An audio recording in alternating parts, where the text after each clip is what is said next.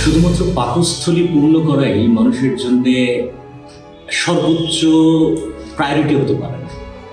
মানুষ তার জীবনের জন্য বাঁচে, উপলব্ধির ভিতর থেকে বাঁচে।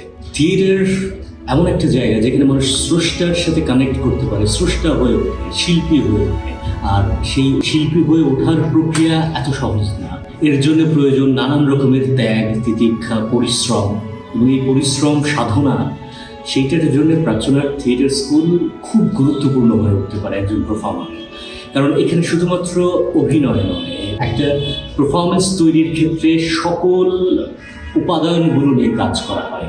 আমি সমসাময়িক সময়ে যে সকল থিয়েটার স্কুলগুলো অ্যাক্টিভ আছে তার ভেতর থেকে অবশ্যই প্রাচ্যনাট থিয়েটার স্কুলকে এগিয়ে যাচ্ছি, কারণ সমসাময়িক জ্ঞান সম্বন্ধে তাদের যে প্রচেষ্টা, লেগে থাকা এবং সেই জ্ঞানের প্রকাশ ভঙ্গিমা, সেটা সত্যিই আশানুরূপ জায়গা তৈরি করার জন্য চেষ্টা করে চলেছে।